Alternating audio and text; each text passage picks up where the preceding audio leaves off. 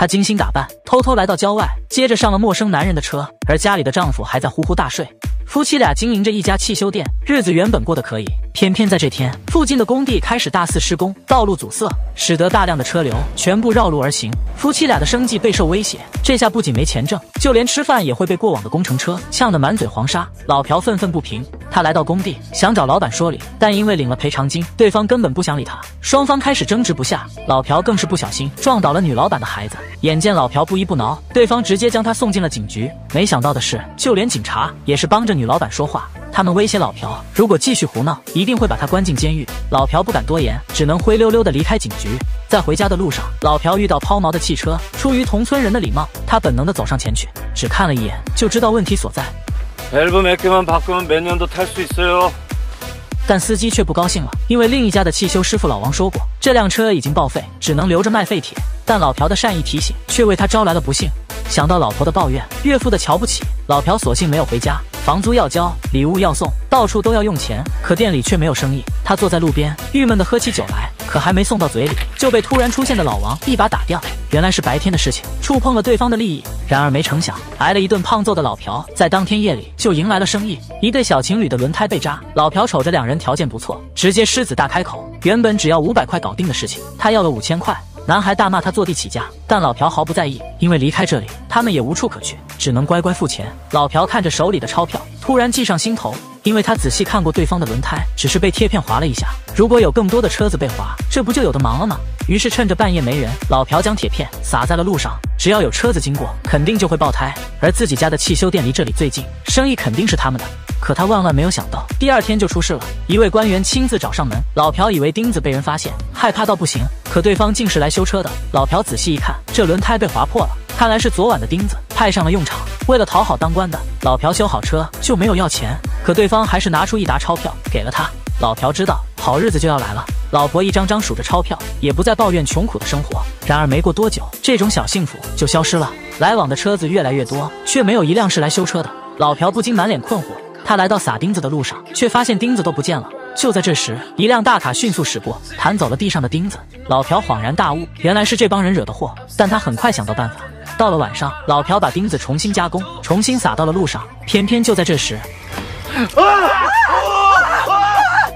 老朴就怕英子不同意，这才偷偷自己行动。可英子已经尝到了甜头，这样做不仅能挣到钱，还能在娘家人面前抬头挺胸。为什么不干呢？夫妻俩一拍即合，两人继续干撒钉子的大业。日子一天天过去，他们挣的钱也越来越多。要是这种日子能一直持续下去就好了。就在这天，女老板开着车子也走了这条带钉子的路。幸亏他刹车及时，才没有酿成大祸。女老板来到老朴的店里修车，可她来了驴脾气，就是女人大量施工，才导致自己一蹶不振。她就是穷死也不会给这种人修车。然而没人能挡得住金钱的诱惑，女老板直接给了10倍的价钱。在英子的劝说下，老朴果然妥协，乖乖地修起了车子。而女老板就跟英子一起坐在太阳底下闲聊。得知英子做一个娃娃才几分钱，女老板直接大手一挥，出大价钱买了一个。没想到的是，这些在英子的眼里全是侮辱和不屑。看着女老板一身的名牌，雪白的皮肤，英子不禁心生嫉妒。在女老板付钱的时候，她竟然坐地起价，张口就要20倍的钱。니들이 그러고 사니까 평생 그 꼬라진 거야。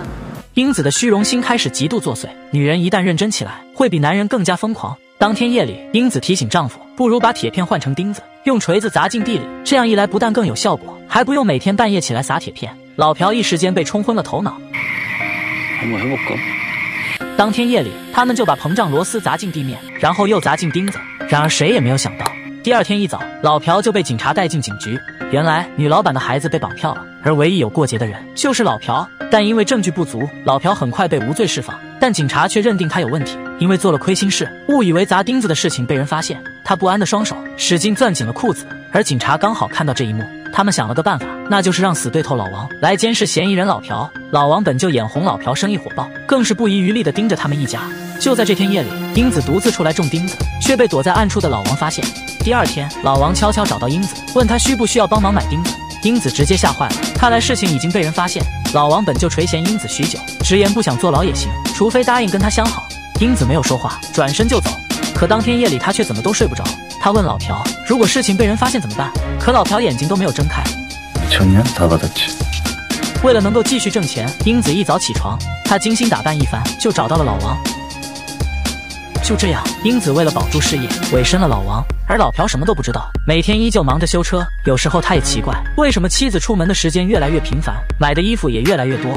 直到这一天，因为他砸在地上的钉子，造成了一起严重车祸。老朴急忙赶了过去，但他不是为了救人，而是为了拔掉地上的钉子，避免警方发现。突然，司机从车里冒了出来，竟然是之前的那个政府官员。当他看到老朴，二话没说，拔腿就跑。老朴急忙上前解释，可刚走到半路，就听到车里传来奇怪声音。他打开一看，竟然是女老板的孩子。这下不但中钉子的事情没被发现，老朴还被媒体夸赞见义勇为。对此大肆报道，女老板为了感激他，更是给了他一笔巨款。有了钱，老朴装修了店铺，买了新车，还带着老婆出入从来不敢去的高档场所。就连一直看不起他的岳父，也开始转变了态度，生活迈上新高度。老朴突然就成了人生赢家，但钱很快就被挥霍一空。老朴想着不能坐吃山空，于是继续开始种钉子。然而就在这天晚上，又有一辆车发生严重车祸。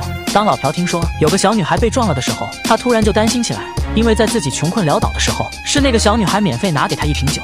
老朴赶紧来到医院，得知女孩没有大碍，他突然就放心了。就在这时，老王突然出现，他对着老朴一顿指责。要是在平时，老朴不敢多说一句话，但人有钱了，自然硬气不少。没想到的是，老王直接戳破他中钉子的事实，还嘲笑他对妻子一无所知。老朴突然愣住，他突然明白妻子为什么会问自己那样的话。신고 안 하고 있는 거면 어떻게 해야 될까? 저기 뭘 어째 때려쳐야지. 也终于知道妻子最近为什么那么反常。他急忙开车回家，可就在半路上突然遇到了妻子，他竟然还在种钉子。老朴疯狂地按着喇叭，释放着心中的怒气。